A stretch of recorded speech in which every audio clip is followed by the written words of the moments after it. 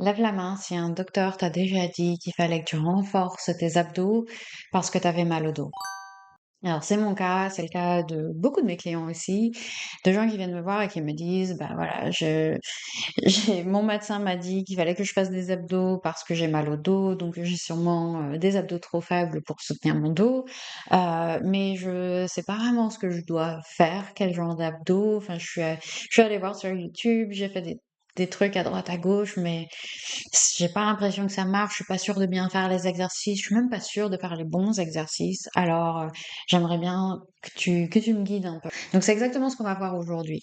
Quels sont les exercices qu'on doit faire quand notre médecin nous dit fais des abdos pour renforcer ton dos? Quels sont les muscles qui sont vraiment en jeu ici quand on parle de corps, C-O-R-E? C'est quoi le corps exactement? Et comment t'assurer de pas empirer les choses surtout? Parce que c'est aussi quelque chose que je vois régulièrement et on va voir ça ensemble. C'est parti. Alors, je vais prendre aujourd'hui l'exemple d'une de mes clientes que j'adore, qui était venue me voir parce que, pour exactement cette raison, en fait. On lui avait dit qu'elle avait les abdos trop faibles, elle pensait elle-même, elle s'était dit, je dois avoir les abdos trop faibles, j'ai eu deux enfants, donc ça doit être à cause de ça.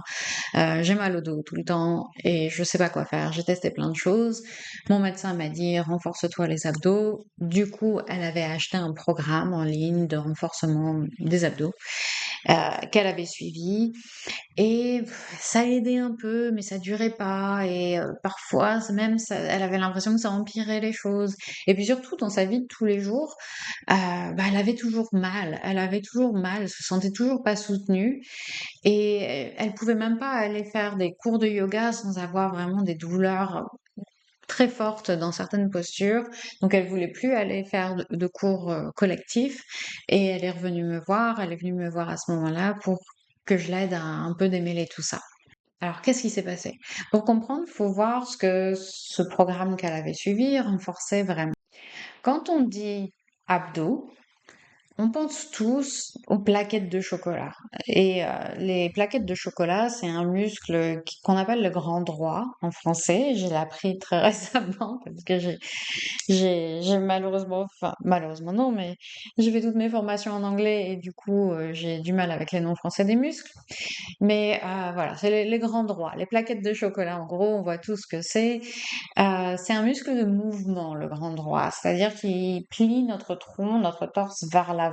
C'est un muscle qui est très superficiel, évidemment. Si on a la chance de ne pas avoir trop de gras à cet endroit-là, on peut le voir assez facilement.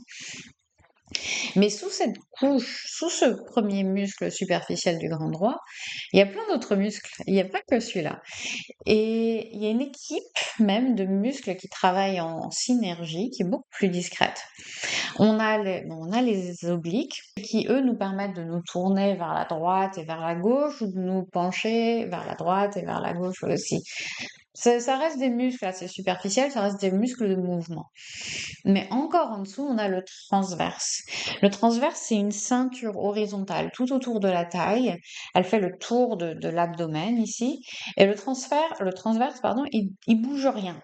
Il serre, il resserre vers l'intérieur quand on l'active, et c'est très très peu. C'est pas un muscle de mouvement, on voit pas de changement dramatique dans la position au contraire du grand droit ou des obliques. Il crée une pression interne qui stabilise tout ce qui est à l'intérieur de la taille, qui stabilise la colonne vertébrale notamment. On a aussi les multifides. Les multifides, c'est des tout petits muscles qui relient les vertèbres les unes aux autres. Et ils font pas de grands mouvements non plus, ils tiennent les étages en place, les étages de la colonne vertébrale. Et on a aussi ce muscle qui est très important, dont j'ai déjà parlé de façon assez exhaustive, qui est le plancher pelvien. C'est le fond de notre torse, le fond du caisson, et il travaille en synergie avec les autres, avec le transverse, avec les multifides, et avec le muscle si important du diaphragme, qui est le haut du caisson pour le coup. Donc on a vraiment toute une équipe ici qui travaille à la stabilisation de notre colonne vertébrale, de notre dos. C'est pas un moteur, c'est pas des muscles qu'il faut travailler de façon intensive avec des programmes de créer, enfin, qui sont les programmes qu'on peut trouver souvent, c'est pour une visée plus esthétique, on va dire, pour avoir justement les tablettes de chocolat. On veut pas ici des muscles qui soient particulièrement puissants, mais plutôt des muscles qui sont adaptifs, qui sont réactifs au bon moment, qui arrivent à s'engager quand on a besoin de soutien et à se détendre quand on n'a pas besoin de. Et ça rejoint vraiment ce que je disais déjà dans la vidéo sur le périnée, sur le plancher pelvien, qui est que on veut pas un périnée hypertonique, on veut pas un périnée qui soit lâche non plus, évidemment. On veut un périnée qui réagit, qui se contracte pour nous soutenir et qui se détend quand il est temps de se détendre et quand on a besoin qu'il se détende. Il y a une étude qui est devenue une référence dans le domaine, qui est l'étude de Hodges et Richardson en 96, qui a été nuancée depuis. C'était une toute petite étude en plus, mais elle montre un truc un peu assez intéressant, qui est que ils ont, pardon, mesuré l'ordre d'activation des muscles du tronc quand on lève rapidement les bras. Chez les personnes qui ont pas mal au dos, le transverse s'active juste avant le mouvement. Donc pour anticiper le besoin de soutien de la colonne vertébrale. Chez les personnes qui ont mal au dos, il est un peu en retard. Il était un peu en retard. Encore une fois, c'était une toute petite étude, ça a été nuancé, il y a eu 20 ans de recherche depuis, même 30 ans. 30 ans, 96, oulala, 30 ans de recherche depuis. On ne sait pas vraiment si ce retard, c'est la cause du mal de dos ou c'est la conséquence si, enfin voilà, à nuancer. Mais il y a quand même, je trouve que ça illustre quand même cette idée que c'est une question de timing et de coordination des muscles qui est quelque chose qui se joue à ce niveau-là, chez les personnes qui ont mal au dos. Et en tout cas, c'est plus important d'avoir le bon timing que d'avoir suffisamment de force. Parce que si effectivement on a un transverse qui est hyper puissant, whatever that means, mais qui se déclenche 15 secondes en retard, bah, on est bien avancé. Avec ça, tu peux peut-être commencer à comprendre ce qui s'est passé avec notre amie que j'ai pas inventé, je vais pas inventer un nom, on va dire Sophie, avec notre amie Sophie. Elle suivait ce programme de renforcement des abdos. Je sais plus exactement combien c'était, peut-être 20-30 minutes par jour d'abdos intensifs qui ciblaient principalement le grand droit, les obliques, les muscles qui sont plus superficiels, les muscles de surface, les muscles de mouvement, avec des crunchs, avec du gainage, avec des Russian twists, avec plein de choses, avec les exercices habituels auxquels on pense quand on fait des abdos. Par contre, tout ce qui était transverse, multifide, plancher pelvien, tout ça, il se passait pas grand-chose à ce niveau-là. Forcément, ils sont là, ils s'activent aussi à droite, à gauche, mais elle en avait aucune conscience. Elle arrivait pas, enfin, c'était pas quelque chose qu'elle pouvait contrôler, en tout cas, ou qu'elle savait contrôler. Résultat,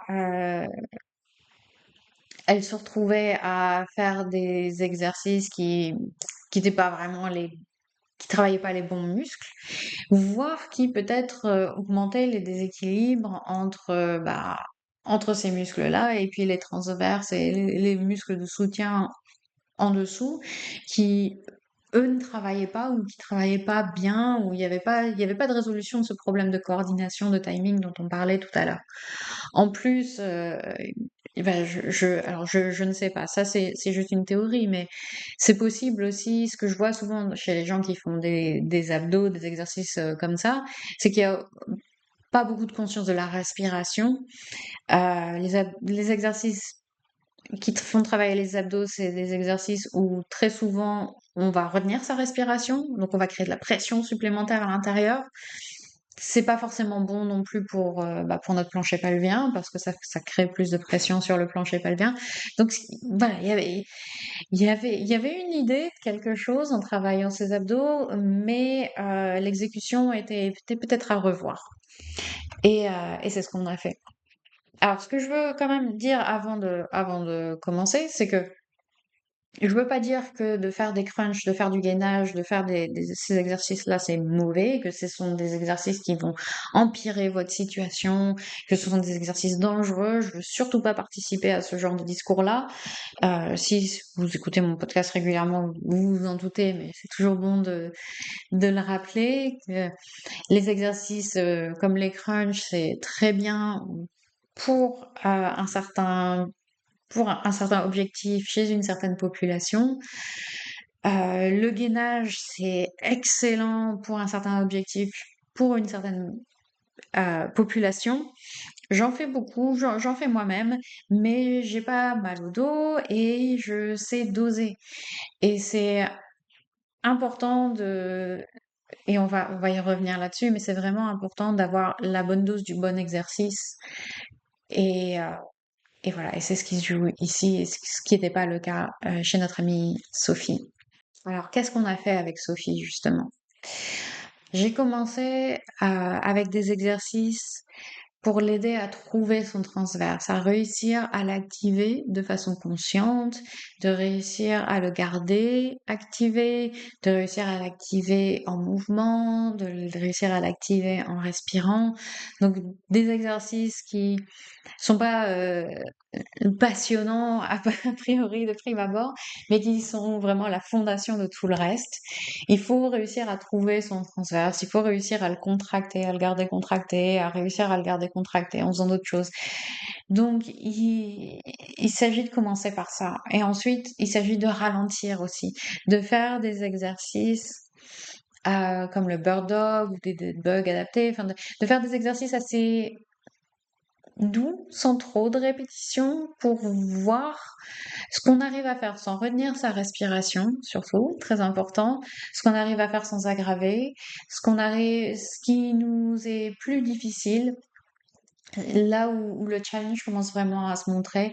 Donc pour réussir à ajuster, à trouver la bonne dose, comme je disais juste avant, on a fait aussi pas mal d'exercices d'équilibre et de contrôle dans les transitions. Donc apprendre au corps à utiliser les muscles de soutien dans les transitions, dans les moments de vie, parce que quand on travaille, quand on vit au quotidien tout ça, on pense pas à contracter ses abdos avant de soulever quelque chose, avant de porter son fils, voilà, évidemment qu'on n'y pense pas.